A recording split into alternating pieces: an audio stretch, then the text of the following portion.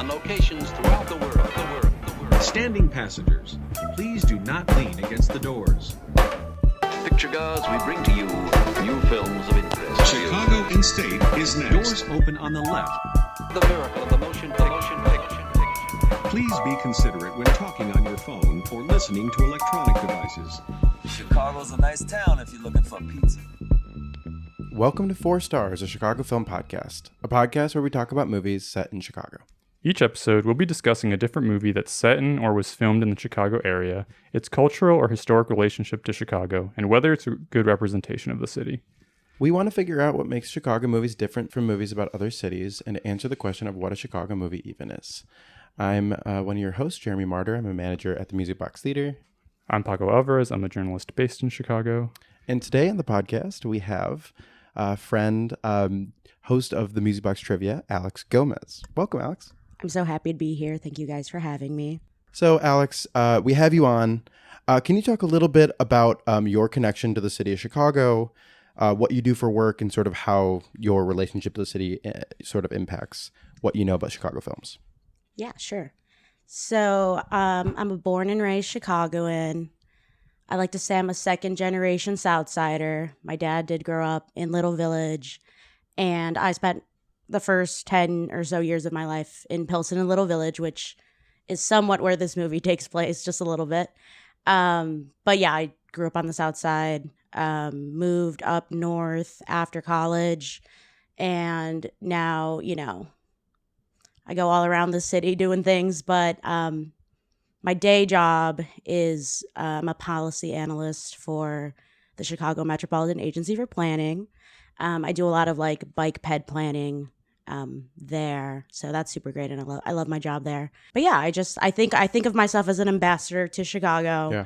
I went to school in Canada, and by the time I graduated, I did get one person to move here, and that was just, people were always like, "You're always talking about Chicago. Like, are you on Lori Lightfoot's like payroll?" And I wasn't. You still are. And I still am, actually. Yeah. Yeah, you actually snapped that picture of her outside the CVS. Yeah, they didn't. Yeah, when there was the administration changed over, they kept me on as Chicago ambassador, consultant. Yeah. You have fingers all across the city. Yes. And as you mentioned, I am one of the 3 illustrative hosts of Music Box Trivia. Yeah. That we've been doing for about 3 years now. So that's my movie side.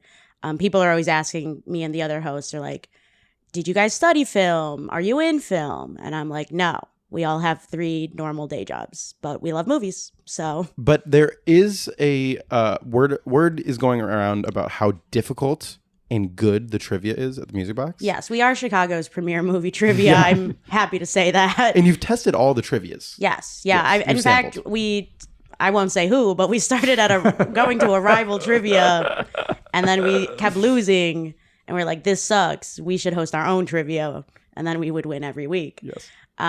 So yeah, but I've been to all the ones all around the city. So I think what we try to do is just like make sure it's like a range of decades, a range of genres.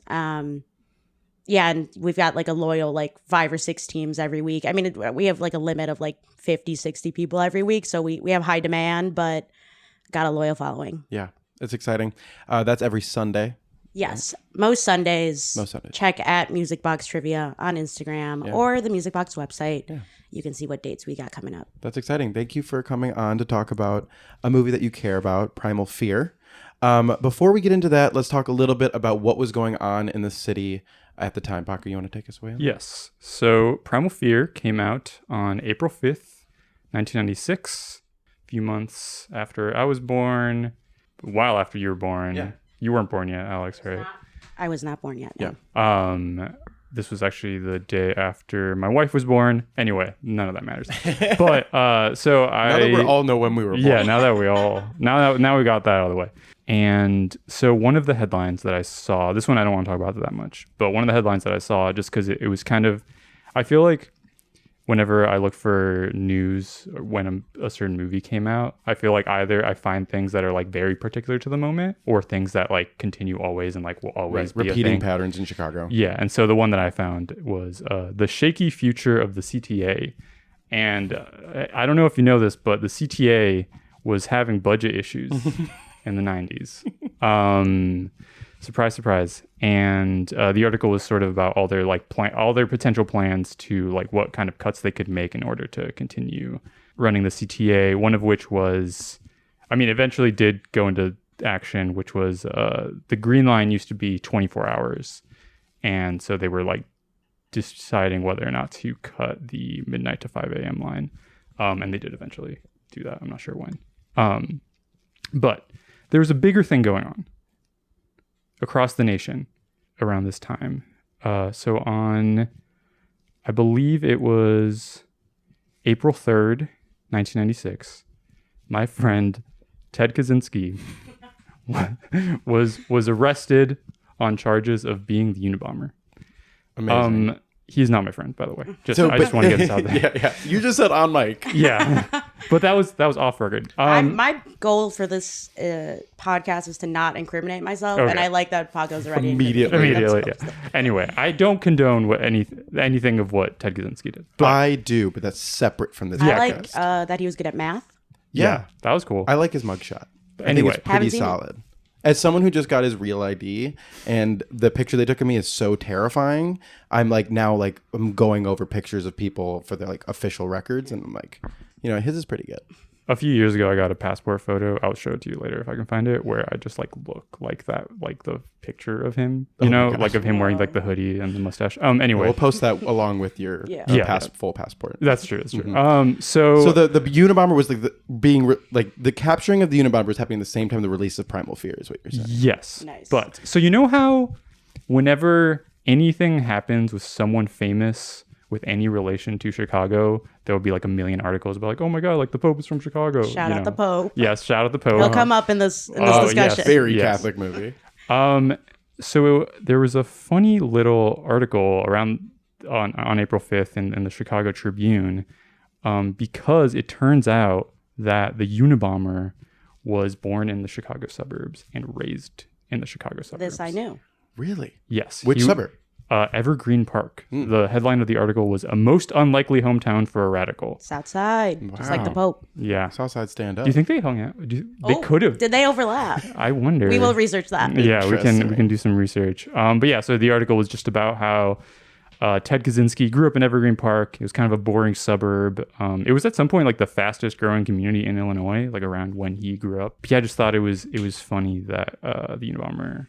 That is really funny. He was a Lombard resident as well. Yes, yeah, that was another thing. Is that the way he was caught was that I guess at some point his family had moved to Lombard, and his family was like selling the house, and they were just like looking through a bunch of his files, and they were like, "Wait a minute, this sounds like the Unabomber," and so they called the FBI and were like, "Hey, we think that." Yeah. Uncovered some history. That sounds Yeah. familiar. Yeah. That is an amazing way to sort of understand what was happening at the city at the same time. Do you have any other stories you want to get into right now, or? No, that was pretty much it. Alex, I'm going to throw it to you. What is your connection to this movie? Why is it the movie that you picked when we asked you what your Chicago movie? Yeah, I think people, when we think of the big canon of Chicago movies, I feel people don't often jump to Primal Fear. To me, it always stuck out because I would be like, oh, I know 18th and Carpenter. Like, I know Pilsen. So, like, the aerial shots, and we can get into that later, is like they sort of cut to various aerial shots of the city, and it would usually be like that South Loop, like Pilsen area. I feel like that always like visually stood out to me. But this was a movie that I think was a cable classic, always on, super long. I watched it last night, and my sister was like, this would have been better if it had like TNT commercials in between. And I was like, we would have been here for 3.5 hours instead of 2 hours and 10 minutes or whatever. So yeah, I was always on TV. I love the Chicago aspects of it. And I am an Edward Norton lover, stan, scholar. He's the voice of someone's generation. Not mine, but as we said, none of us were alive in 1996. No. But I do always say that I have the taste of like a 40-year-old man, but I'm not a 40-year-old man. So I think that's why Edward Norton really Sticks out to you. Sticks out to me. The Gen X part of you is just Yes, like, hell yeah. Paco, what is your connection to this movie? My connection to this movie is that when I was like 13 or 14. I read a Cracked article on like top 10 twists or some shit. Yeah. And it told me the twist of this movie. So then I never watched it because You're I was like, like, I well, get it. Yeah, I know what happens. Yeah. This So- is definitely one of those movies that I've pinned in my head as like twist movie. Mhm.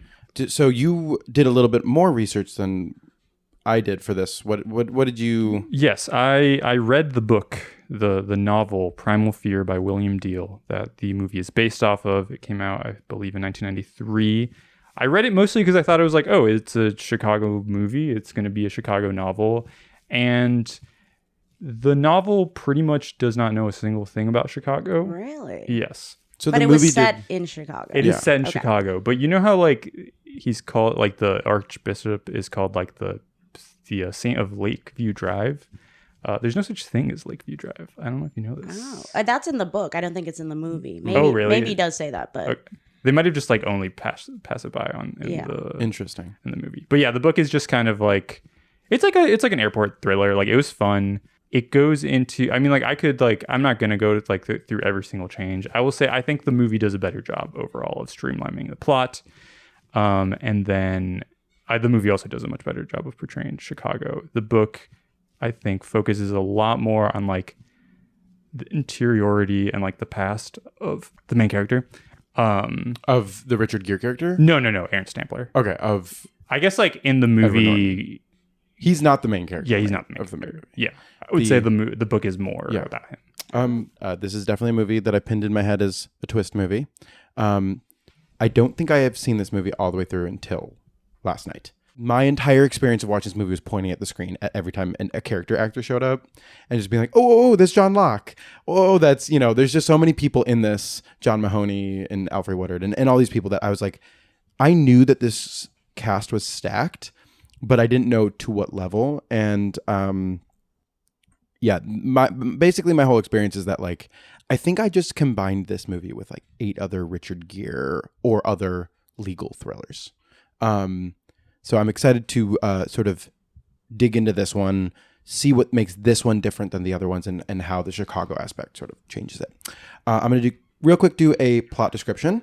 And please, Alex, correct me if I'm forgetting any details. Yes. do. Also, if I think we should just talk.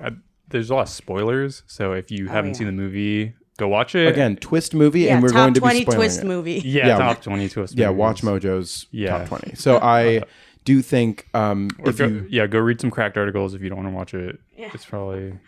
yeah, is that website even functional anymore? I think so.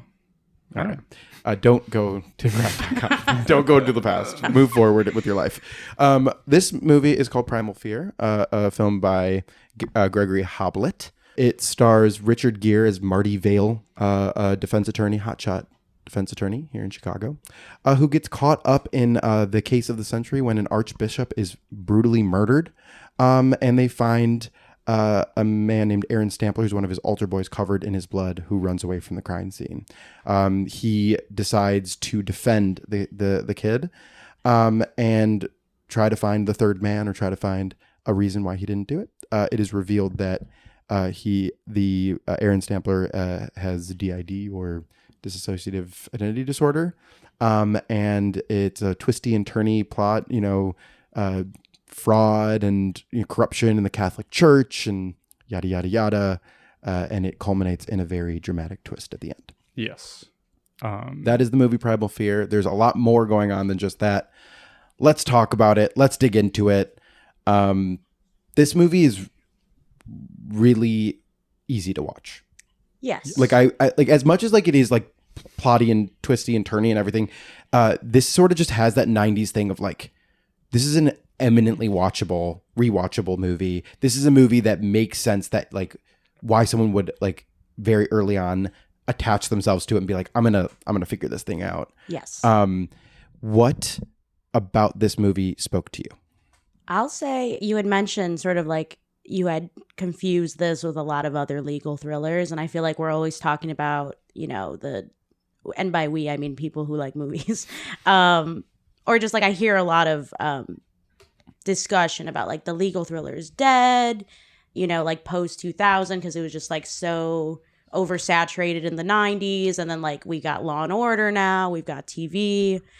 But to me, like, I feel like I only know a handful of legal thrillers that really, like, you know, caught my attention, and obviously, like, A Few Good Men being the biggest one.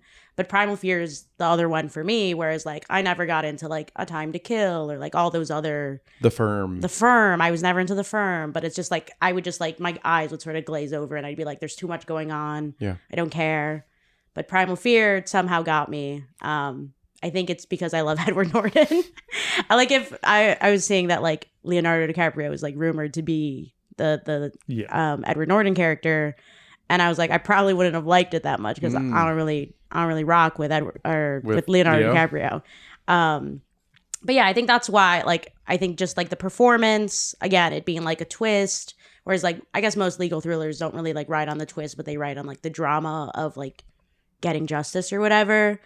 But yeah, I would say the twist, Edward Norton, and Chicago were really the reasons that this legal thriller stood out to me. Edward Norton, I cannot put myself in the shoes of a viewer from 1996 for this movie. I don't know about you, Paco. Being someone who's like, Edward Norton is too squirrely. He's too, he is really good in this movie, to be clear. But it's hard for me to put myself in the shoes of 96 where I'm like, is this guy innocent? I see what you mean. I see what you mean. Like, it is now to me like the Edward Norton type. Like, honestly, like the thing that I could not get out of my head while watching this movie, which is probably like the Letterboxd thing, is like if I had a nickel every time Edward Norton was in a DID movie, where it was or if revealed, he had like a like he has a stutter in this movie, like he's doing like the Edward Norton thing, but like this was the first time he did it. Like he did Fight Club, like pre-Fight Club, 3 years before Fight Club. I know. This was his first movie. This was his first movie. Yes. Like he had been like a stage actor, That's but this what was I like mean. his big thing. Yeah. Where like I understand how being a viewer in 1996, or when you're young and you don't have like a connection to who this actor is, or what he represents, and being like, oh, this is like a young up and coming, you know, it was hard for me to, again, also the cracked broken brain thing of being like, this is a twist movie. I think I knew the twist, but like I was just sort of riding the wave of it. And instead, I was still so into his little tics and motions and movements and little things that he did where I was like, I don't really care that I know the twist, or I don't really care that I think that he looks guilty from the beginning. Yeah. It doesn't matter. It's the fun of watching the movie and riding the wave of the different characters and their interactions. But I don't know if you feel the same way. Yeah. I mean, I think to compare it to the book, I think the movie leaves more room throughout for the twist to make sense. I guess we should just mention the twist is that he's faking the DID the whole time, and that Edward Norton did do the murder. Yeah. And he had been pretending to have a split personality in order to get out of it. In the book, the book just spends so much time explaining to you what DID is and how it like functions that like the twist is just like, it's supposed to be more like mind boggling. And I feel like in the movie, it always leaves room. His performance always leaves room for that to come out, for him to be faking the whole time. In the book, he has a different accent when he's one of the characters, when either he's Aaron or Roy.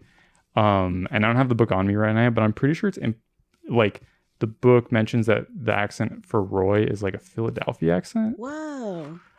So I think the movie, because he's just kind of sounds Southern, like from Kentucky the whole time, I think it makes more sense. They do like confident and stammering. That's the difference. Yes. Yeah. Which I think Edward Norton, like in the book, I think Aaron Sampler doesn't have a stutter, right? And it was Edward Norton's idea. Like that's how he made himself stand out. Oh, really? He came up with a tick? He came up with the tick. That was like, he's like, I'm going to make myself stand out. Yeah. And that I guess, Leonardo DiCaprio didn't have the tick. Yeah. Yeah. That's true. Apparently he also, I don't know how true this is, but Norton has just repeated it, but apparently he convinced the producers that he was actually from Kentucky. Oh, really? And he wasn't a little Yale boy. They didn't have a Wikipedia about him. That's I some think Hollywood he shit. also, I think, improv, I don't know how much of this is real, improv the clap at the end where it's like the reveal and it's just like him clapping and being like, good catch, Richard Gere. So much of Richard Gere's performance is being like, holy shit, this guy's doing that. Yeah. Like this guy's acting like this right now in front of my face. Yeah. He's probably doing so much more than what's on the page. I want to dig deeper into the Edward Norton of it because I do think we just went through a phase of people really turning on Edward. Like we just went through. We did. Yeah. You were like, I was never there. But I do think like even just like culturally, like there was a pushback against any actor who was exerting effort. Like Timothée Chalamet made it cool again. Sure. Yeah. Of being sincere about being into like even just like the Jeremy Strongs and the Bradley Adrian Cooper. Brody's and the Bradley Coopers.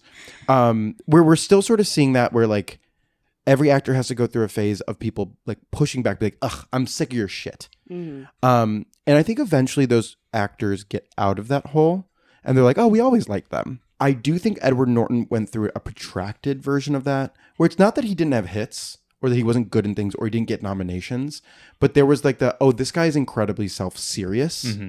Think tag that he got, tagged with. But I do think that his body of work, when you look at it, it does stand out from some of these other maybe more like methody or self-serious people where he does have a silly side with the Wes Anderson movies. Right. He has more colors on his palette than maybe some of these other actors. I agree wholeheartedly. Wait, why is he up there for you? You know, I'm trying to think of like maybe when was the first time I saw Edward Norton and was like, yeah, I love this guy. You know, talking about turning on people.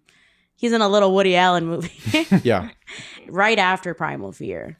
Is it Everyone Says I Love You? Or Everybody Says I Love You? I think they came out the same year. Yeah, Like, he was but like doing like Yeah, it's like back to back. Yeah. I'm forgetting if it's the full name. But I'd say, so yeah, like my brothers growing up loved Woody Allen and I think also loved Edward Norton. And like, so I had seen that movie pretty early on. And then of course, like all the Wes Anderson stuff, just like in my adolescence. And then I just sort of like dug deeper into like his random movies that like aren't pretty critically acclaimed. Like his directorial debut, Keeping the Faith. One of my favorite rom-coms. I love that movie. That's a great, religion movie. I love religion. Yeah. We'll talk about it with this movie too. Yeah, that's the Ben Stiller, Edward Norton movie where it's like Ben Stiller's the rabbi, Edward Norton's a priest, and they're both in love with the same girl that they knew when they were young or whatever. Yeah. Excellent movie. So I love Keeping the Faith. Another hot take of mine, I love Red Dragon and I don't like Manhunter. And everyone who loves Manhunter is always like, how could you possibly like that garbage Brett Ratner movie? And you were like, precisely because it's garbage. Because it's garbage and because Edward Norton is, doing the Edward Norton thing in it. Where it's like, even in that movie, he does like sort of a Primal Fear, like, at the end, he has to like convince not me getting into Red Dragon, but he has to like make his son cry so that, whatever, the killer comes after them. And like he like snaps and is like yelling at his son, but like basically acting like an Aaron Roy situation where like he's like this nice, docile guy. And then he's like yelling at his son. I was just like, that's so Edward Norton to just like switch character. And go for it. But yeah, so Red Dragon, Keeping the Faith, I feel like those were like movies that I just like latched onto in addition to like Primal Fear and all the big hits that we know. But were you a Fight Club or American History X or like the ones that were like the popular Edward those Norton? were, I feel like, again, like my brothers watched those movies and loved them growing up. Brothers love those movies. Brothers love Fight Club and American History X. Like I saw those way too young. Just because like my brothers were watching it and they were like in their teens in the early 2000s. So yeah, I definitely saw those. I don't think I liked them as much. I feel like Fight Club is what I love David Fincher, and Fight Club is like one of my middle ones for him. But I love Edward Norton in that movie. I'm like, he carries. I don't really like Brad Pitt, so I'm like, Edward Norton is doing all the work for that in that for me. But yeah, I think to go back to your question, like sort of his interesting career, like he had so many good movies from Primal Fear, his first movie, to like 2002-ish, I feel like. And we didn't like Rounders. That's another movie. Rounders. Where I was going to say. That's when we're like, my brothers loved it, but like I also loved it. And I was like, I love poker. I'm forming my taste. I like 25th Hour. 25th Hour is another one that's like, the Spike Lee one where Yeah. he's just like, I don't know. It's like we talk about all these performances, but like you kind of forget when you see the list of it. You're like, wow, Edward Norton really did have quite a run until. I think I've pinpointed where I fell off on Norton. Is it Hulk? No, it's pre-Hulk. Pre-Hulk. It is when there was that battle between the Illusionist and the Oh, Prestige. that's true. And I'm an Edward Norton lover, the Prestige is way better than the Illusionist. Yes. But that's because I love Christian Bale. So. And I had friends who loved the Illusionist, and I was the one fighting for the Prestige. Yeah. And I felt like that was one of those moments where like Hollywood releases the same movie at the same time, Yeah. and you have to pick a side. Yeah. Like what's the meteor one that hits the Earth? Deep Impact and Armageddon. Oh, Deep yes. Impact in Armageddon, or there's just like those moments where you have to pick a side. White it's House like being Down, a Olympus Has Fallen. You have to be a Mets fan or a Yankees fan. You have to be a Cubs fan or a White Sox fan. And at some point, you have to pick whether you're a Prestige or Illusionist. And I just always found the Illusionist to be very stale and stagnant and boring. Yeah. I haven't returned to it. I have no idea if it's good or not. I haven't seen it since maybe the first time I saw The Illusionist. And much like the Cubs Sox distinguishing, I'm not a Cubs or a Sox fan. But, Well, you I- are a Sox fan. well, You're a Red Sox fan. well, yeah. Well, yes. I thought you were going to slander me and call me a White Sox fan. No, I know I'm a you. fan of both teams. I'm a Cubs fan by blood and family heritage. Both but, sides have very fine people. Yeah. Well, you're a second generation Southsider who's a Cubs fan. Yes. My dad grew up, I got, Little Village is kind of, because it's like kind of west, but it's like truly south side. It's south of Roosevelt. But he liked to be different. So... And all I'm a his- North Side White Sox fan. Yeah, and then so- like his dad was from Mexico, so his dad was like, I watch both teams, I don't really care. Yeah. So all of his siblings, all of my dad's siblings are Sox fans, and he's the only Cubs fan. And most of his siblings live on the north side now, and he's the only one, or him and another one, like have lived in the south side their whole life. And Yeah. I was like, you just had to be different, and I just had to be different by being a Red Sox fan. But like, I think like the Prestige and the Illusionist being, it's like you have to pick one. It's like, I chose the Prestige, but I love Edward Norton, so I would never like slander. Yeah. So it's like kind You of like forget that one. It's like I, pretend to be a White Sox fan, but actually deep down I'm a Cubs fan. You Sure, know, it's sure, like sure, that's my. It's like I never chose. No, I do think that period between The Illusionist in 2006 and I'm like looking through his Wikipedia right now, and I'm like, he has no movie that I care about until Grand Budapest. Right, which is like what 2012, 14. Okay. What about Moonrise? He's in Moonrise. Oh, I do love Yeah. Moonrise. So I guess it is 2012. He's really good in Moonrise. He's really good in Moonrise. That's his best of the Wes Yes. performances, in my opinion. And but that the Incredible Hulk stink, I think, stuck to him because he specifically, I think now he looks better having being like the first person who fought against the Marvel machine. Yes. Where like at the time it was like, how dare this actor try to like they know what they're doing. Like the Marvel like movies, like Iron Man is what we like. We don't like that Incredible Hulk shit. But now you're like, oh, like they sort of ruined Hollywood, or at least the way Hollywood movies get made. And he was the first one to be like, hey, like there needs to be an authorial voice on these things. Like, and the director of this movie, Larry Leterrier or whatever for the Incredible Hulk, this guy seems to not know what he's talking about. Can I be the author of the Incredible Hulk? And Marvel sort of put him in the doghouse for that. Yeah, I can't imagine any other Marvel or superhero person sort of like coming and trying to be like the author of the movie. Of the movie. And they couldn't handle him. That's couldn't how he handle is. That's kind of funny that the Incredible Hulk is also like a DID guy. Yeah. Yes, that's I've seen like people say they're like, okay, Fight Club, Primal Fear, the Hulk. It's The like trilogy. That's He's doing it all. funny. That's really funny. that's probably why they cast him. Is this Yeah. DID movie? I mean, it's fake. 'cause It's a fake DID movie? yeah. It's like the twist is that DID isn't real. Yeah. It's that you can pretend. Is that you Yeah, can yeah. pretend? and that you could fake it and know, what is Frances McDormand, And a so- neuropsychologist. Like she couldn't figure it Okay. out. Is she, if you're Frances McDormand, right? You give a really stellar performance in this movie. She gives a very honest performance, I think. Do you watch the movie at the premiere and you're like, They kind of fucked me. this movie makes me look stupid? She had Fargo that year. you know? She was fine. Also, I think You're right. that I don't know how much we want to get into this. I think that pretty much, if you look at it from the point of view of the movie, his legal team was horrible. Really bad. I think his if I was Aaron Stampler, I would have fired my lawyers. He is the Richard Gere in this movie is like the Simpsons lawyer. Yeah. Like yeah. he accidentally Yeah. falls over backwards and like wins the case. But Yeah. it's Yeah. truly Alfre Woodard is yelling at his ass the whole time. She She's said, "In my chambers." like, now. I love that red shirt she's wearing. Yes, I like in that she last scene. always has like fancy whiskey. A little bit. And she Mhm. I'm comes like, is she drinking close- iced tea She or is she comes drinking really whiskey? close to drinking it many Yeah. times, but never really. Yeah. But in the book, he's like kind of like this super genius lawyer Yeah. who like figures every single thing out. And like kind of the trial scene comes at the very end. It's like the final 50 pages.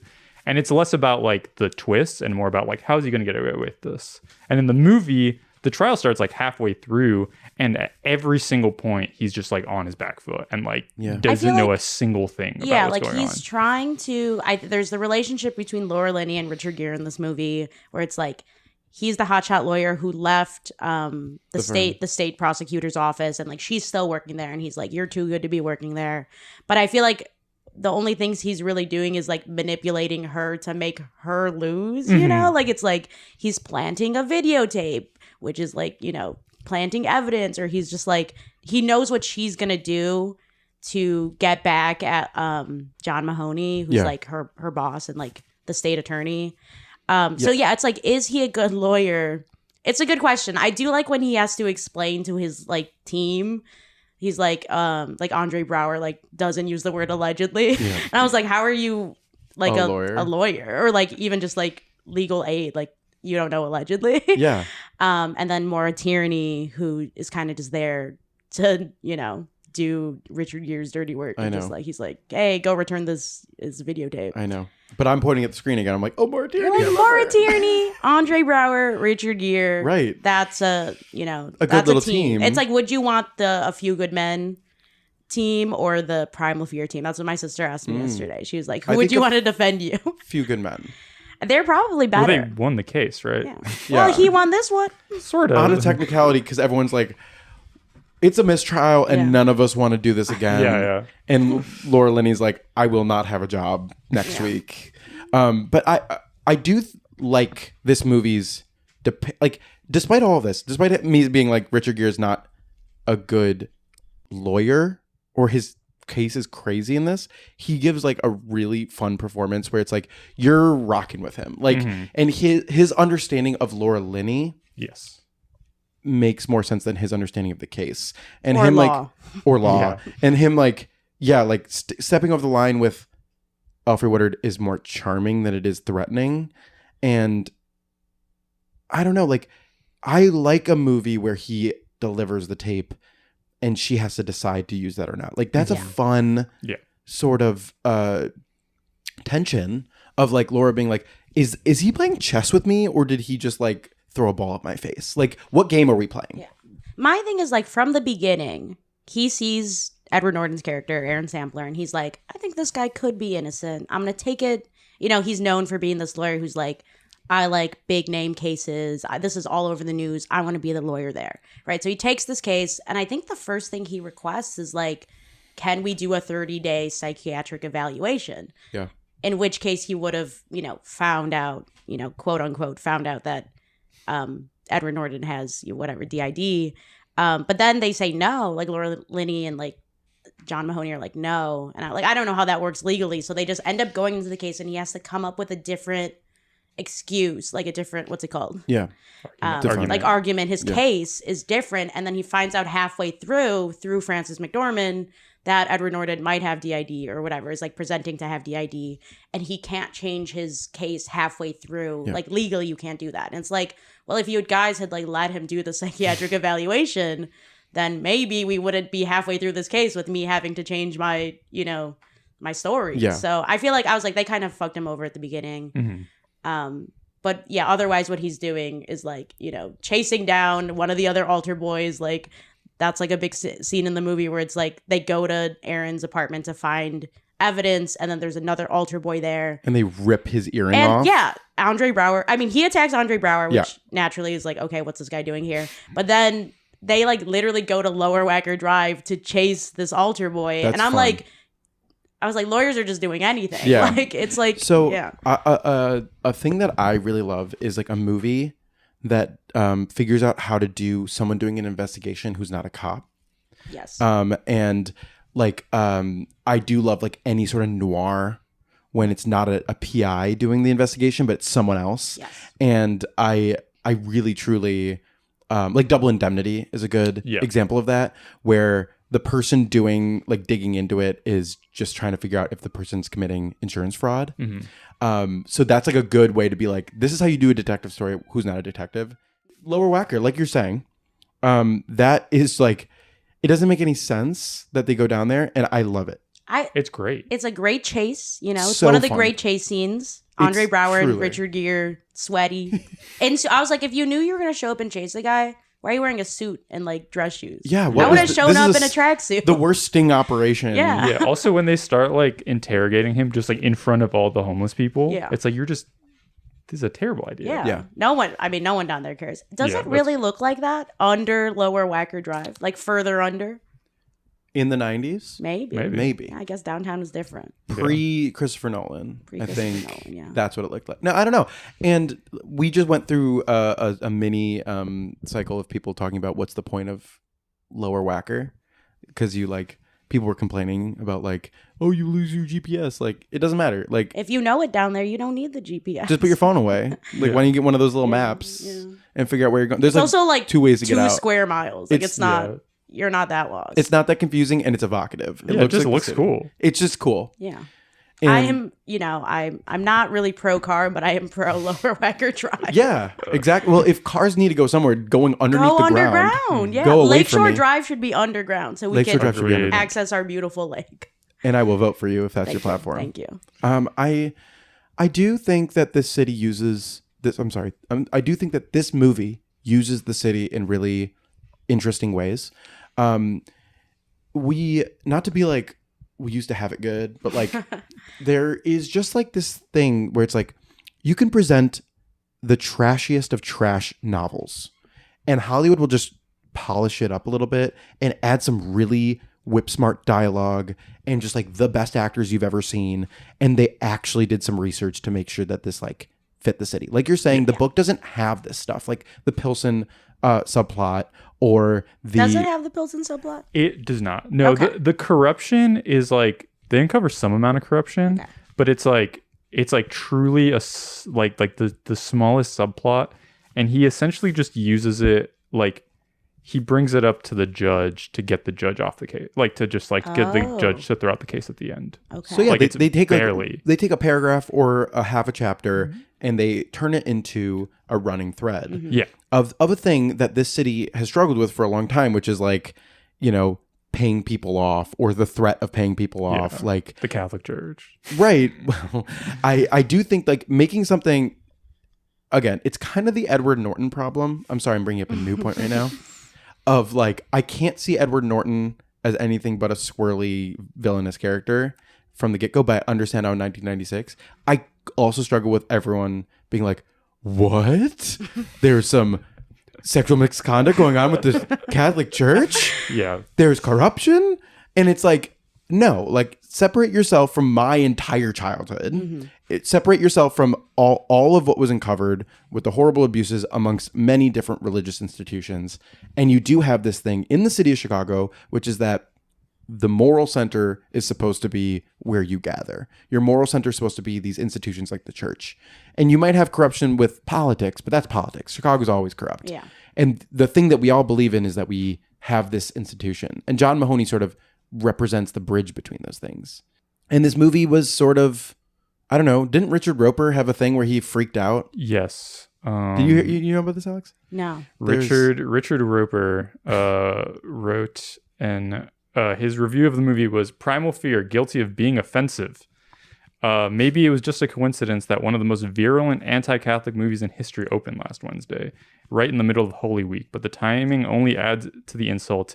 Even if you're a casual Catholic, you'll find Primal Fear to be one of the most offensive movies ever released. Interesting. I consider myself a practicing Catholic. I grew up going to Catholic school in Pilsen.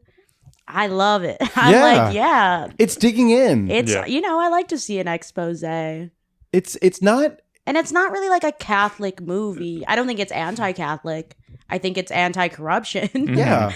But it reflects doesn't worse. really, there's no value judgment on religion itself. It's the idea that an archbishop could raise to the stature, and it's the thing that we've now is become commonplace, which is like anytime you put someone in a position like that, they could fall, into this trap of abusing their power.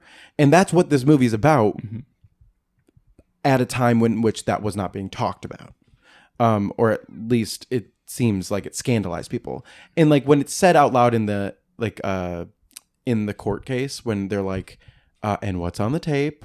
Is he's giving and they're like, there's a sexual nature, and everyone's like, Yeah, the gasp. There's like two big gasps. Yeah. Yeah.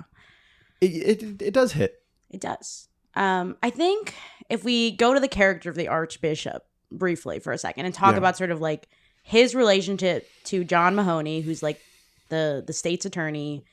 One of the plot points is that there's this South River development deal going on. Yes.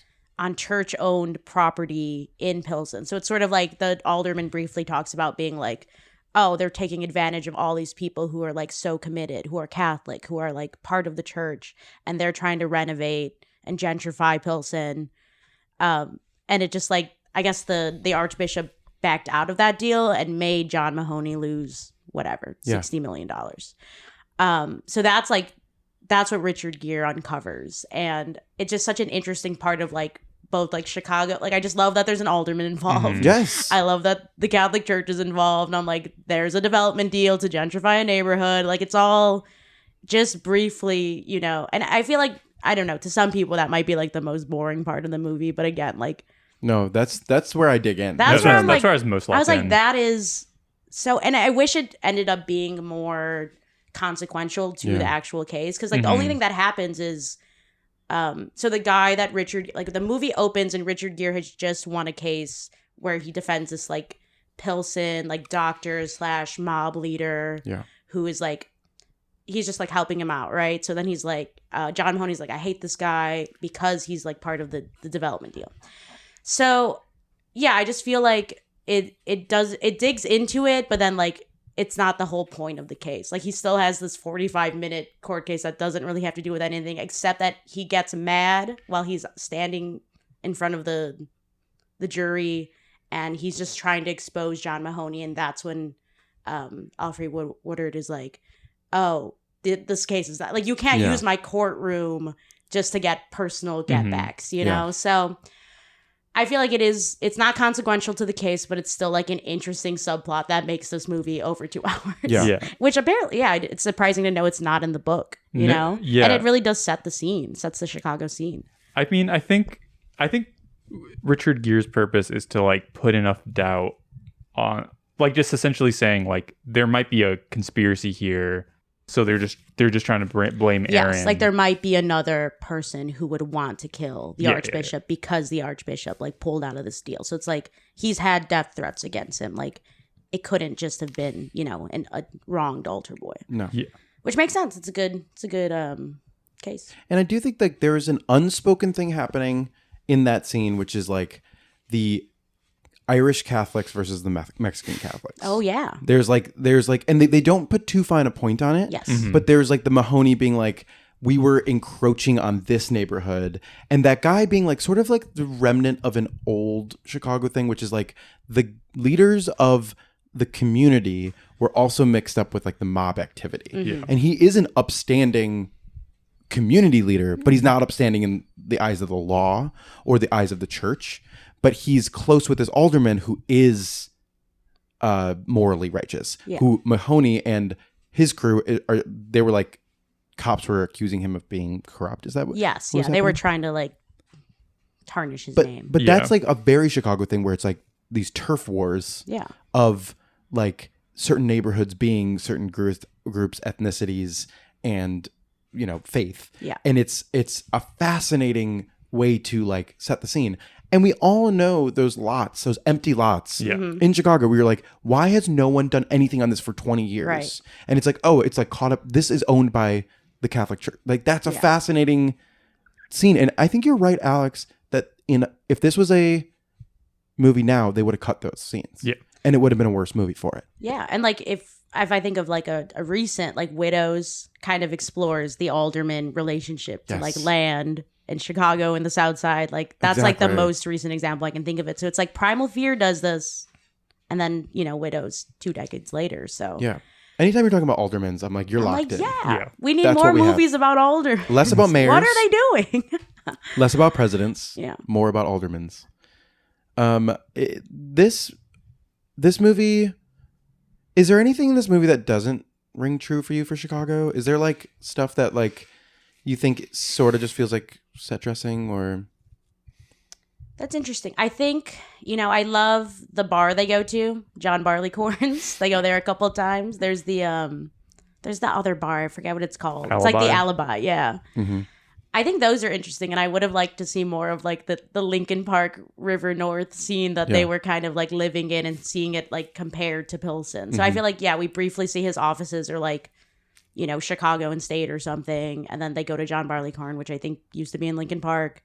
No longer open. I love to watch old Chicago movies and be like, can I still go to that bar? Yeah. Can I smoke a cigarette here? Yeah. Can I smoke a cigarette at an old bar? I don't smoke, but No, it's bad. it's bad. But Laura Linney does again, look I'm really not- cool smoking. She Yes, looks that's cool true. doing it, drinking her Bud Light and her cigarette. She's so cool. Yeah. But yeah, I just like watched about last night recently, and I was like, ooh, I've never been to Mother Goose's or whatever that bar Sure. is that they go That to. they keep going to. Yeah.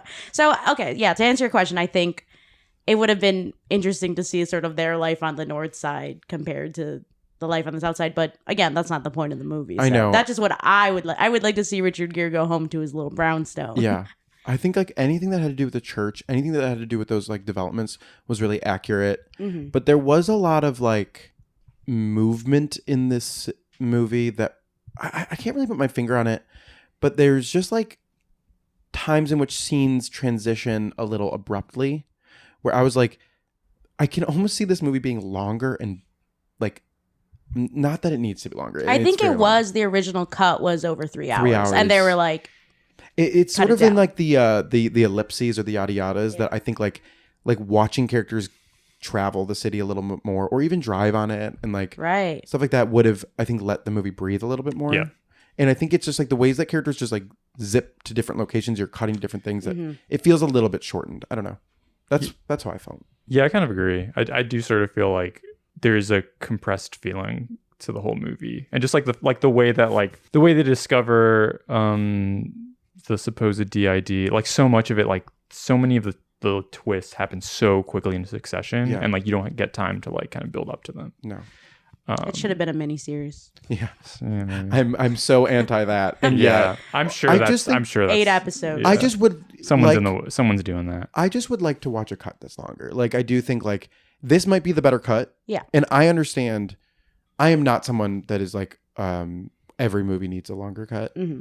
But I do find them often fascinating and Release the Hoblet cut. Is that the his name? Hoblet. How they could. Gregory what? I need all the footage of Chicago in 1996 Yeah. that they took. I would also just watch that. Yeah. He did Frequency.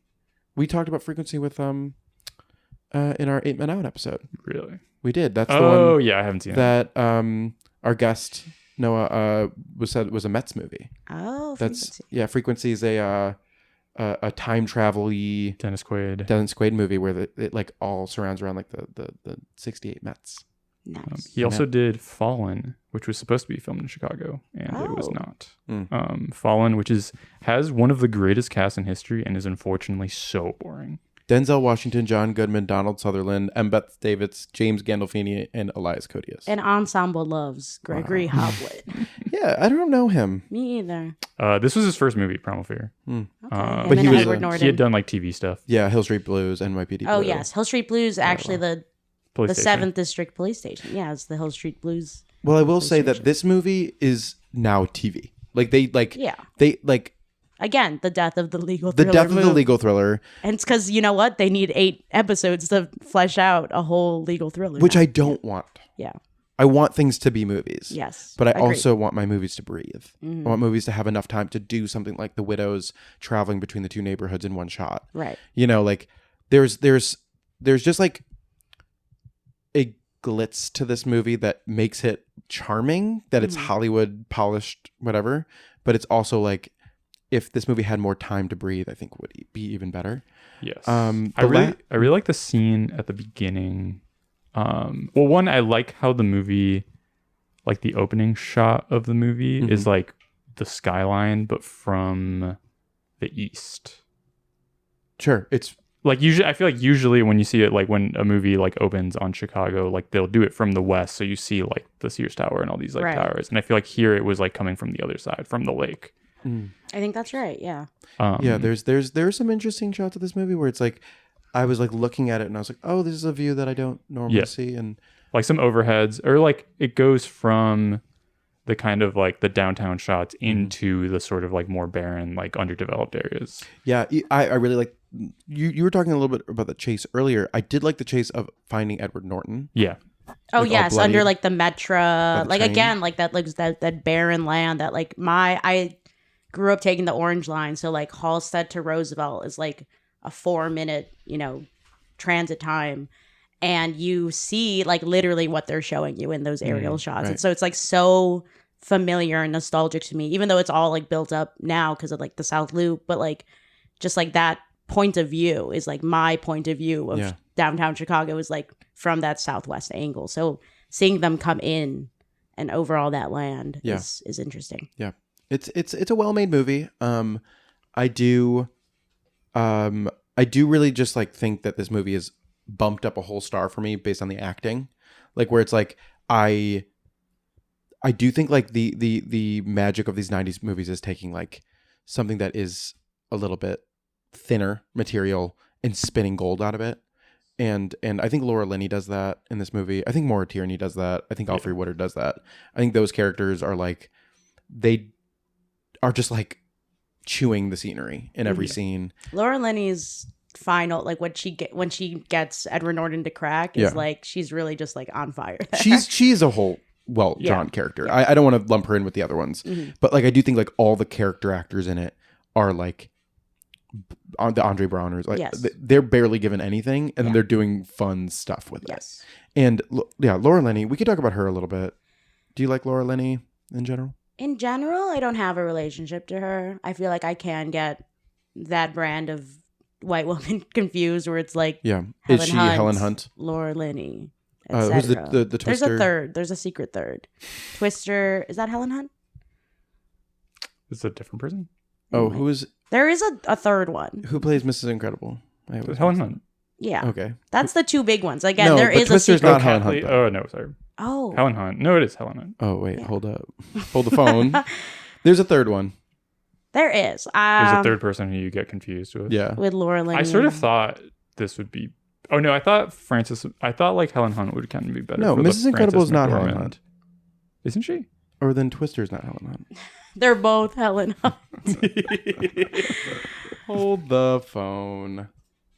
Am I wrong? Oh no, I'm thinking of Holly Hunter. Holly Oh, Hunter that's is Mrs. another Incredible. one. That's That's another who I'm one. thinking. Those Yeah. are the three: Helen just- Hunt, Holly Hunter, and Laura Linney. Yeah. Those are the three for me. Yeah. Where I think I like all of those actresses. Yeah. And they all have like a little like Jodie Foster in it, Yeah. like Mhm. she's too important to like you remember her, but But the issue with seeing Laura Linney in the same scene with Frances McDormand is that Holly Hunter and Frances McDormand were in all the Coen Brothers oh movies yes, together. Yes. that's true. So I was having a moment where I was like, is Laura Linney also a Coen Brothers person? But she's not.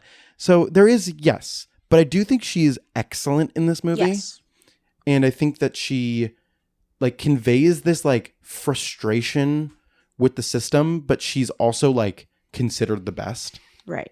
But you also have this like feeling that they chose her for a reason to represent that she's like, I think that's interesting because like John Mahoney is surprised that she's like kind of a like she did her own thing. Yeah. And I was like, don't you know her at all?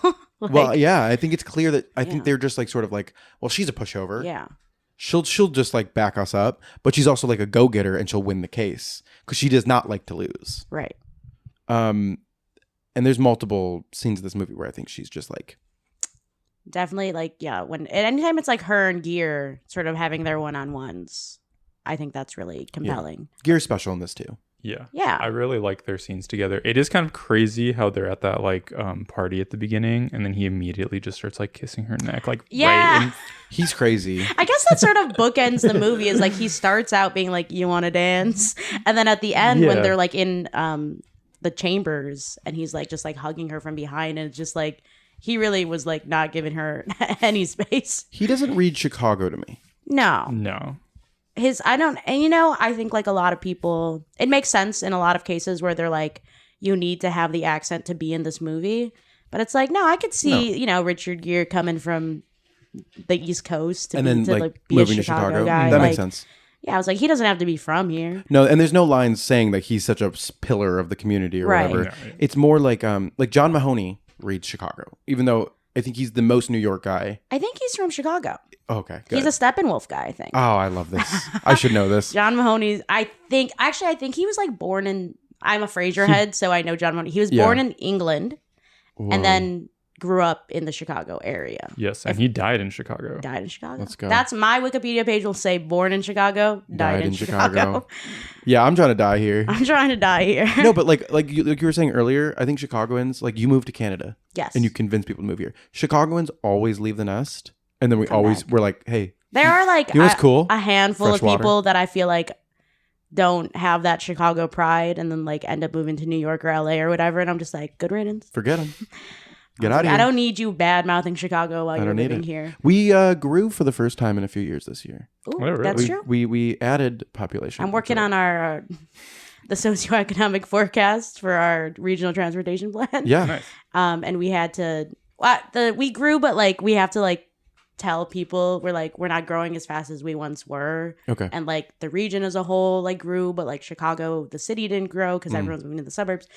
And it's so funny just like having to be like, we have to break it to people gently because no one wants to hear that their city's not growing. I just read the article title. Yeah. I I read think the whole our thing. region is growing, but maybe the city did grow over the last year. But I'm like keeping an eye on Houston because like in my entire life, yeah. I've always been like, Chicago's the third biggest city. Yeah. And the Houston Houston's keeps coming coming up. closer Yeah. and closer. It's because they don't have zoning.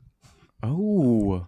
Yeah. Not to get into it, but No, get into it. and then we talk about the nitty gritty of the most boring part about my job. That's a fascinating thing to to like have a job doing though, is to think about the movement of people and think about like you're saying, like the stuff that most people find boring is where Chicago's intrigue lies. Like all of the crime that happens in Chicago. Paco and I talk about this.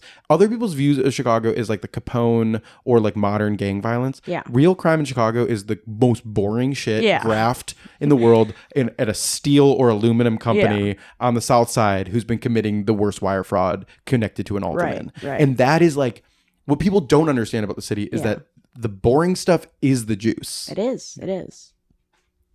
And this movie doesn't have the time to slow down to show that. Yeah. But it comes through in moments. Yeah. I mean, I think there's an interesting movie about corruption, but the movie needs to be about Edward Norton murdering a priest. Yeah, absolutely. It could have been a separate movie. Yeah. Absolutely. Does Edward Norton sound a little bit like Cartman to you guys in this movie? Because Caitlin said that while we were watching the movie, and it made me laugh, and I could not get the little Cartman voice out of my head. This is a thinker. I have to remember what Cartman sounds like. I clocked you at 40 miles an hour back there. Do you know what the speed limit is, y'all? Well, Cartman does not have like an Southern Appalachian accent. He's like, accent. cow. I know, no, but there's like a dent on his where he's like, cow, get off that guy. You know what I mean? Like, there's just a little bit of like, Yeah, that's your thing. Oh man, that's funny. Martinvale. He's just like, he's doing like a gentle Kentucky I like how he's like a Cartman. debutante. Yeah, I know. Martinvale. Come over here, Martinvale. No, but there's just like a little bit of like that goofiness of his voice, but like it's a good performance. But It is, but it's a little bit of a silly it's little thing. probably he's doing. easy to clown on. Like it was probably an easy thing to like parody. At the Yeah. time, yeah, Yeah. definitely. Especially it's like his first performance. He immediately gets nominated for an Oscar. Like Yeah. it's Yeah. Did they do that on SNL? Was there I'm like guessing. Dana Carvey doing like Yeah. a Edward Norton? I would watch that. yeah. We had to dig deep. Mm-hmm. We have a lot of follow-up homework to do. Oh man, is there anything else with this movie that you want to get into? Is there any like avenue that we didn't travel down? Because I do think like this is a rich text. I do find this movie watchable. I'll watch it again if it's on TV. Like I feel like this is definitely a movie that my dad watches just watches and Yeah, that's an interesting question. I wish I had gone home to like throw this on the TV and see if like my parents were lured into watching it. Because like it would be the kind of movie where I'd put it on. And my mom would be like, "What is this?" And then she's like, halfway through, she's like, "Oh, I saw this already. I saw this when it came out. Yeah. Like I already know the twist." And I'm like, "Oh, yeah." Let me think. We covered the corruption, the Catholic Church aspect, the neighborhoods. yeah, UIC stuff a little bit. There's like a little bit of Oh. UIC in there. Yeah. Talk about the gentrification of Pilsen. Yeah. Yeah. UIC. They bought up all that land. Yeah.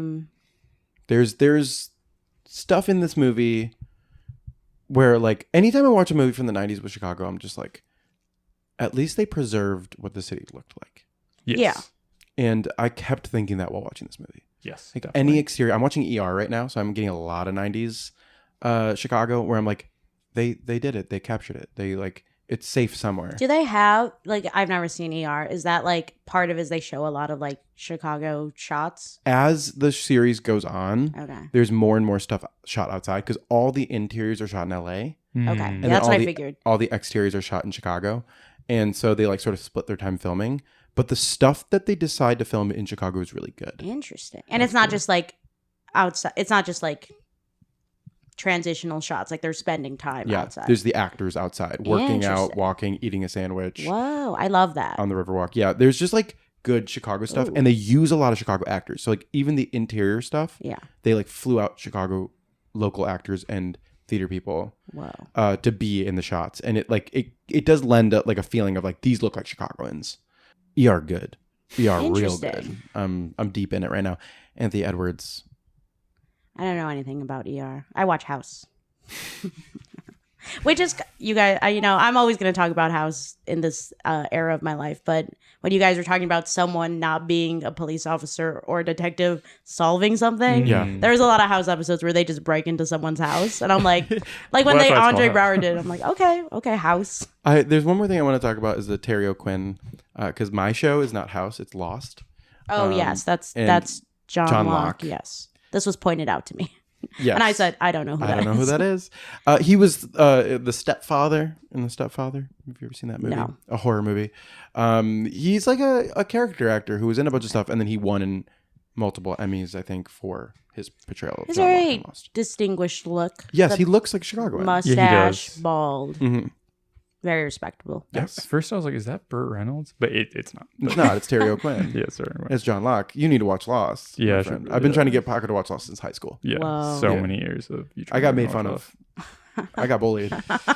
I was a victim. I need a lawyer. Yeah, exactly. Give me Richard Gere. We didn't talk about the gerbil, and that's okay. Oh, We'll there's just all move these. on. Okay, yeah. There's all the anchors. Oh yeah, there's Oh yes, the only one I knew was Linda Yu. Linda Yu. That's the And one then I locked was in on. I was wondering like, are the rest of them Chicago people? There's a bunch of WBBM and WGN Okay. Yes. reporters that they actually got for this.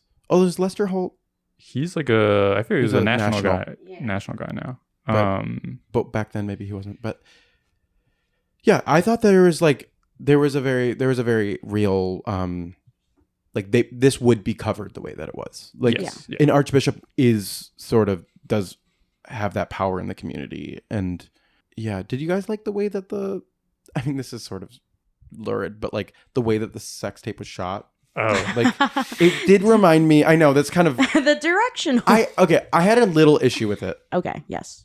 Only because I've been watching some De Palmas Yeah. and I'm like, there is a way to shoot this that's so interesting. Uh-huh. yeah. And instead it's kind of like the thing that the director Yes. seems least tapped Yeah, into. yeah. And Yeah. it like they're a little too afraid to make that actually lurid, Mm-hmm. or transgressive in any way. Probably because they want to show it. And instead, if they would have just like showed glimpses of it, or it would have been shot in a different way, and then like you're just watching people's reactions. Yeah, I Yeah. agree. I think that would have been. Yeah. More interesting. Because like I'm a very interested in DV stuff, and Mm-hmm. this is like, you know, the golden age of like this movie looks so good because it's shot on film, Mm-hmm. and then you have the DV stuff, Mhm. and it looks so different, and I'm like, oh god, I love that so much. But Yeah. then I thought it looked kind of lame. Yeah. That's true. I agree with that. Yeah. I thought in general, I was kind of surprised. I mean, other than the opening murder, which was kind of awesome, like the Chopping the fingers. The fingers, Woo, yeah. that was crazy. Did they show it on TV? Probably not, right?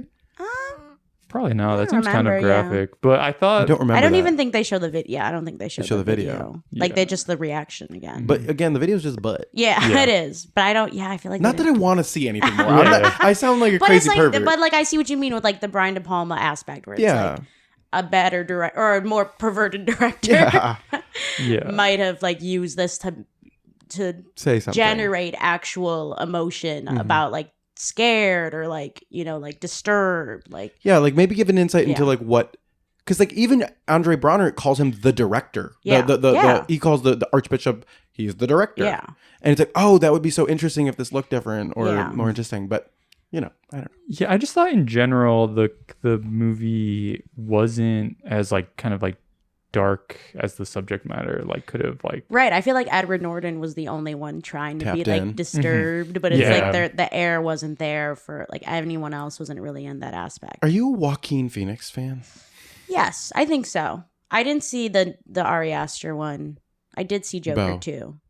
Bo, yeah, Bo. I didn't see Bo, but I did see Joker. Folie à Deux. But yeah, I like Joaquin. I like Walk the Line is like one of my favorite movies. Oh yeah.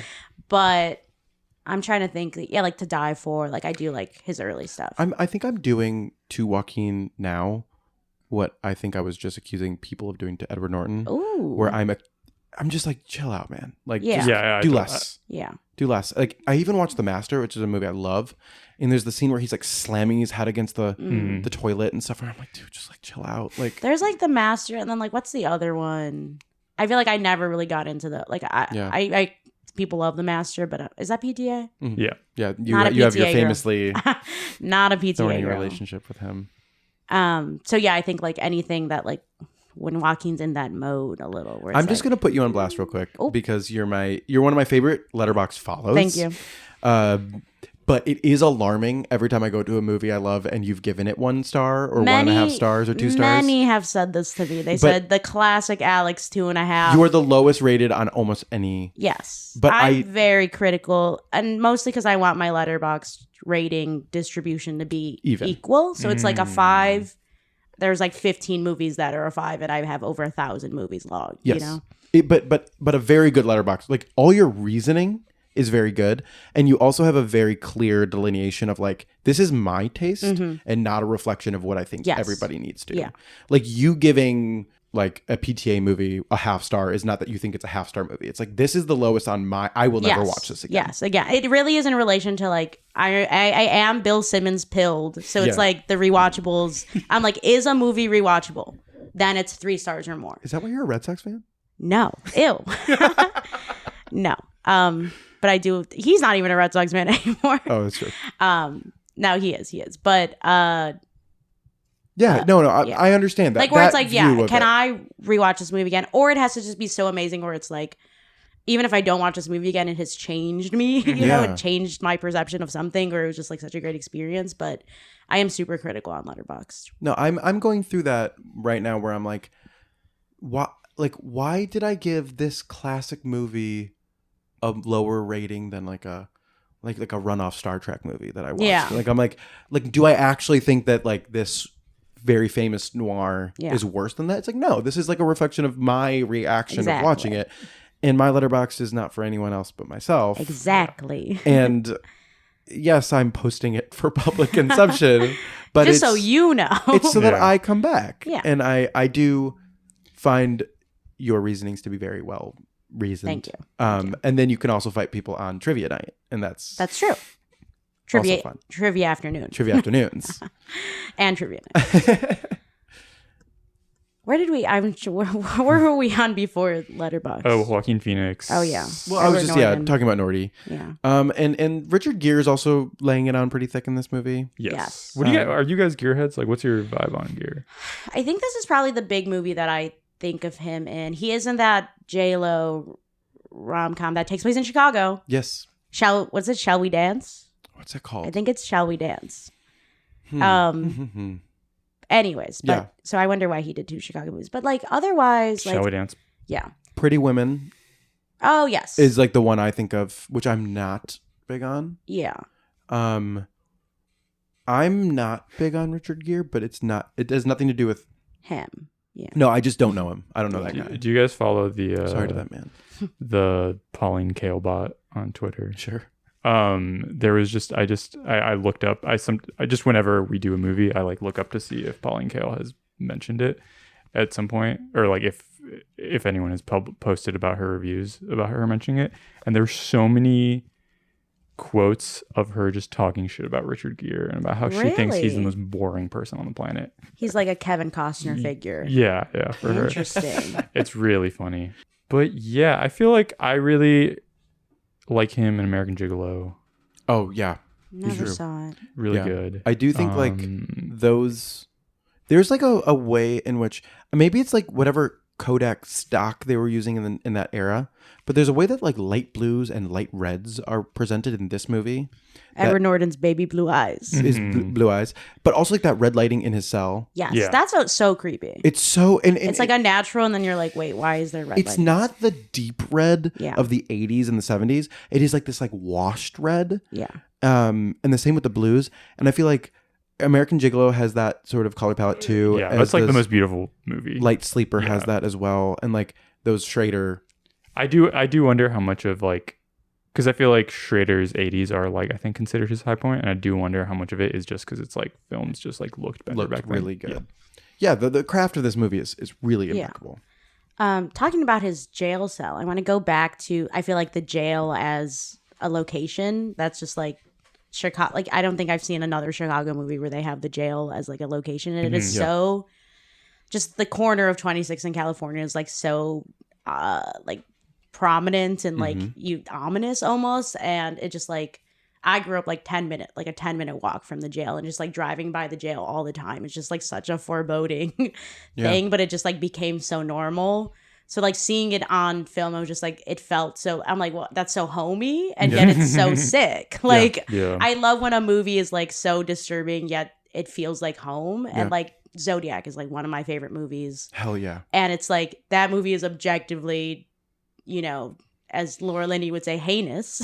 Yeah. And yet I watch it and I feel like the warmth of the colors and like the yellows and the oranges like in that movie, even though it's mostly blue and like mostly like that cold. But it gives you color that palette. sick feeling. Yeah. But I like feel like, I don't know, I feel comforted by it, but it's like so sick. And that's how I feel like Primal Fear also has that like mood to it. Yeah. Agreed completely. I love the way this movie looks. And it that I mean that's really interesting. I understand now why you picked this movie. Yes. Is there another movie that is a Chicago movie that means a lot to you? So many. It was like so hard to pick. Because there was one we almost had you on for Which one? while you were sleeping. Oh yes, and I hope I can come back. You are that course, you have absolutely. we have your name But on it the is spreadsheet. out of season. That's fair. That's like that's a December. I call it the days between, because it's like between the movie starts on Christmas and ends on New Year's, and it's like the perfect movie to watch December 27th, because it's like you're like, I'm in this like end of the like in between period. While You're Sleeping, I would say is a huge one. You guys did Source Code, which is actually one that I like. Did you listen to the episode? I didn't. I'm behind. I Right. listened to the first 3 episodes. I'm up to 8 men out. I appreciate If you like Source Code, maybe you shouldn't. we no, I don't like it. Like, it's a bad movie. Okay, Sure. okay. But I just like, as a Chicago movie, Yeah, it's yeah, I sure. like Jake Gyllenhaal and I like Chicago. It's like the same with Primal Fear. I like Edward Norton. I like Chicago. Sure. You so- voted in positive of the Bean. I saw. In Oh the yes. poll. Are you guys anti-Bean? I'm anti-Bean. Why? Cheese I kind burger. of okay. I actually want to bring this up.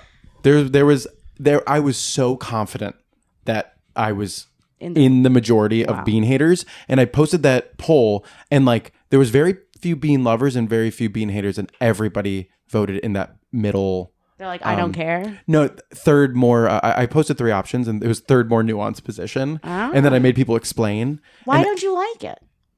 I think it's corny.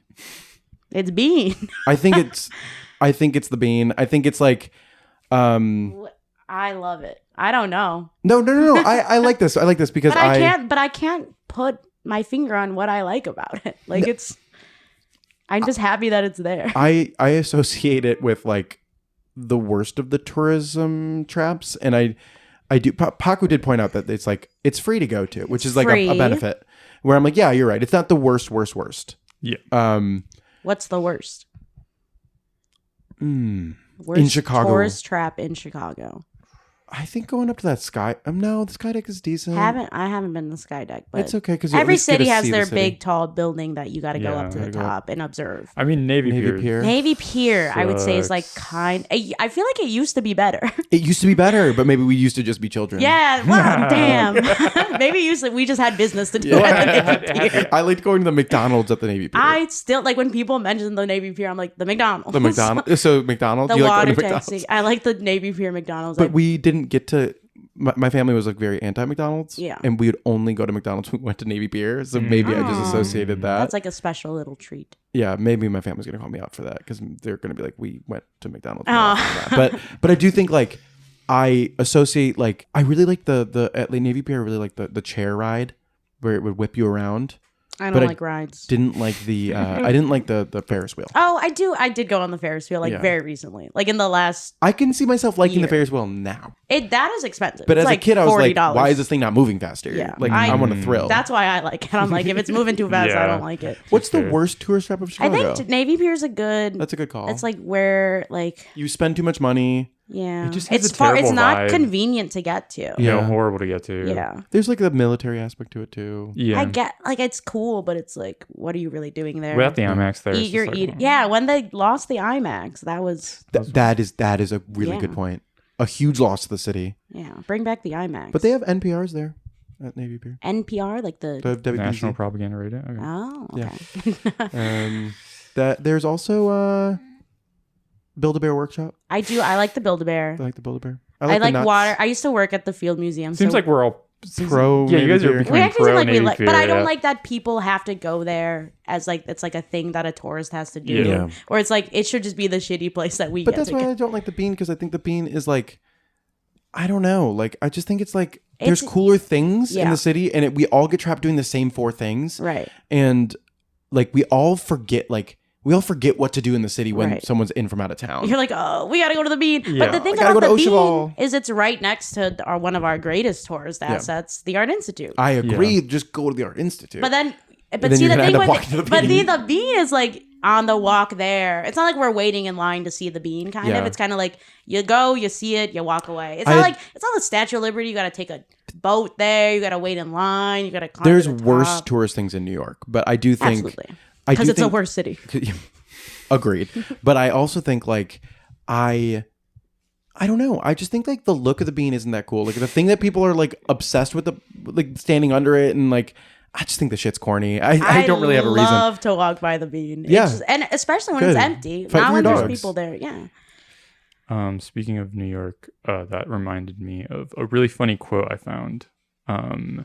There was an article about how in the Sun-Times that was just about how fewer movies at the time were being made in Chicago. They mentioned Primal Fear, and then it contains a quote from Andrew Davis, Chicago native, director The Fugitive director. Yes.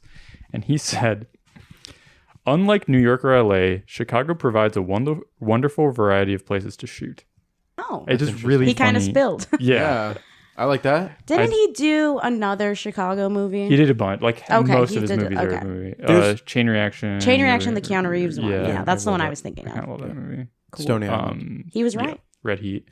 It's just really funny to like mention the 2 other biggest cities and just say they have no places to shoot. I love that though. I Talk know. shit. Yeah, it's like just fuck them. No, like there's no. What he's saying is that there's no real places. Like, Yeah. like you know how New York always uses that one alley that they have to film all their alley scenes.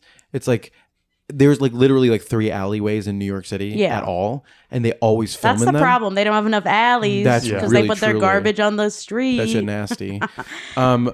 I will also say that this movie has that one. There's an actor who plays a cop early on in this movie, Yes, who's like waiting in like the building where the Archbishop was killed. and he's right? always the cop in every Yeah. Chicago movie. classic. I love that guy.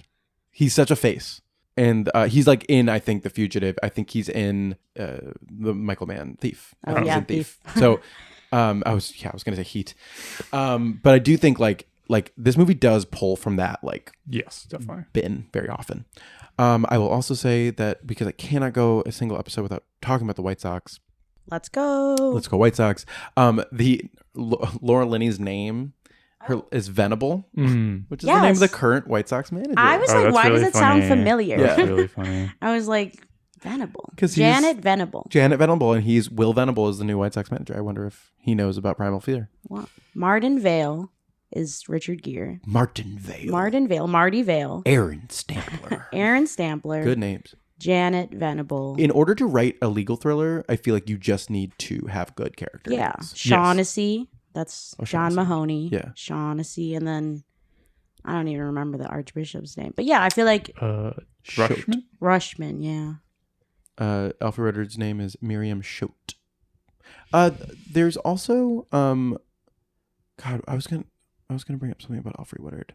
I just like her fits. Yeah. She's I kind just of think she'd be dressing. she's like it's pleasant that she's there. Yeah, her 90s is such a Yeah. run. I mean, Crooklyn is one of my favorite movies, and Haven't seen it. I think it's one of my yeah, few that I haven't seen. that's just a very Spike Lee. pleasant Spike watch. Yeah, it's not. that's like- that's a movie about a city that you love or a part of a city that you know. But so- that's the other thing that he does so well is like, if you're gonna make a movie about New York, it better be like Moonstruck level good. It better be like a Spike Lee level. right. good It of, better like, not just be a setting, just Yeah. to be a setting. No, like there is very good uses of New York, like but I do think LA is kind of boring to look at. But I think the most interesting movies about LA are like movies that are just taking like not even like the actual like imagery of LA, but like the idea of LA. sure, Or something like Heat that just like does shit that like no one ever films in downtown LA, and that's why Heat is cool. yeah, because Yeah. they did. Yeah. They used the trains. I wonder, I feel like Spike Lee should one day do a movie in Chicago. He did, didn't he? Shrek.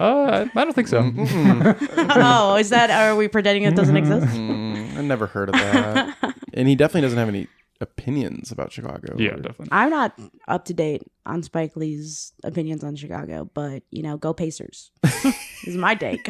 Wow. I was Right now now, we're as getting we our speak- sports corner. Let's Right do now- sports corner. Right now, as we speak, the Knicks are going into Game 6. Are they?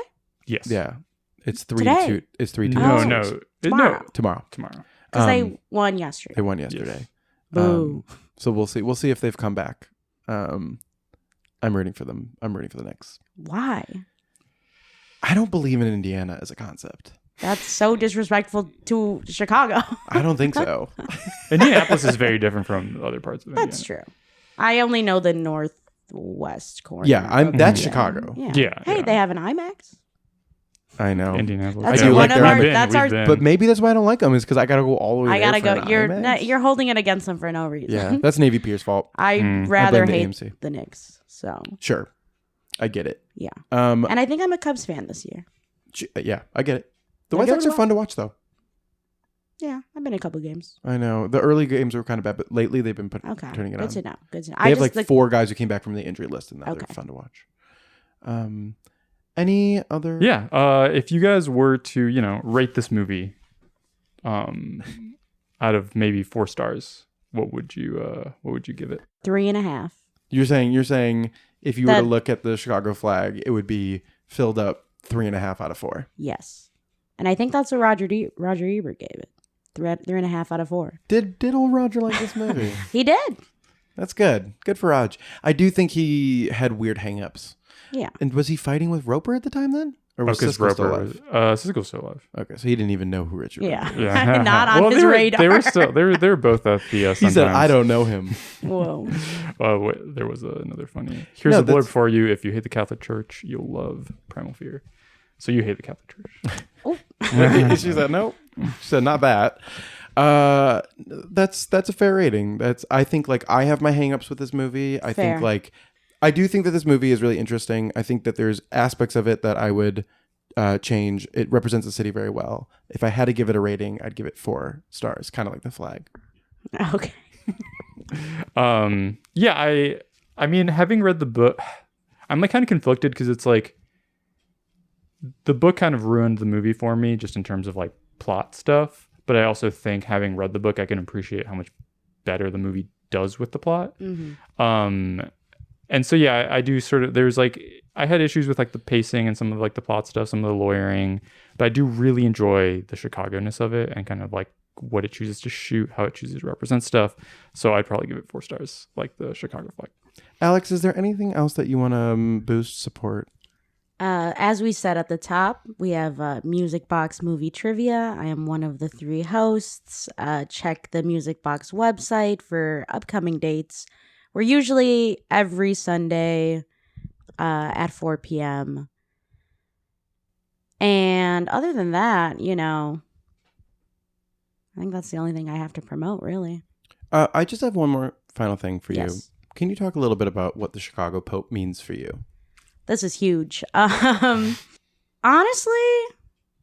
I think it was really exciting when it happened, and I was really distracted by my phone. Yes. It was the best day on my phone in a minute. Yes. Yeah, it's been like wild. I was texting, I was tweeting, I was, I was trying to get to the bottom researching. of whether he was a White Sox fan or a Cubs Yes, fan. I was on Sun Times articles. I was looking up old archdiocese, like historical records. It's an exciting time for the city because we have a thing. We do, and I haven't really. We have a thing now. Yeah. We have one thing. Well, we had We have the bean. We had the bean. We had Barack Obama. That's true. He's like an international figure. We have the Unabomber. We have the Unabomber. There's we don't have figures anymore. Yeah, and then all of a sudden, Yeah.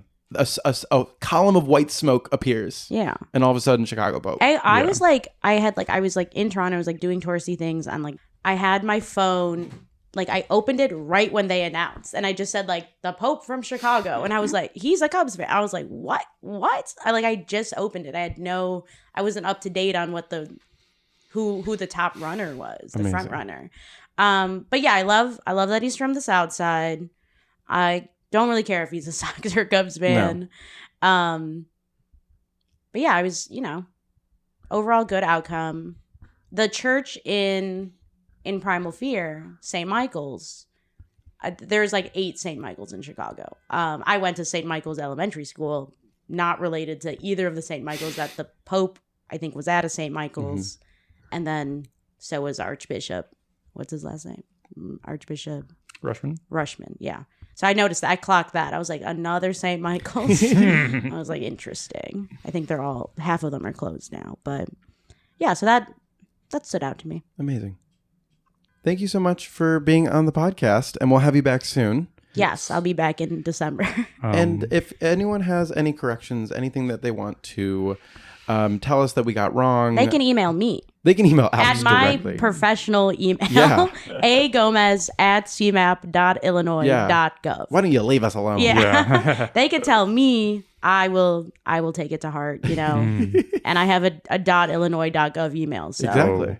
That's official. And everything that you said today is representative of the...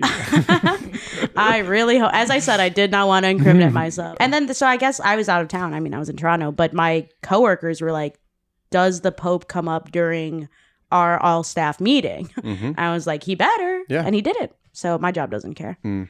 We're nonpartisan, non-religious, public agency. Yeah. And that's probably for the best. But yes. I do... appreciate all your takes. Yes. Email us at chicagopodfilmcast. I keep getting it wrong. Yes, that's wrong. That's right. Filmcast.com. chicagopodfilmcast@gmail.com. Thank you for listening. We'll include links to Music Box Trivia in the show notes. Sounds great.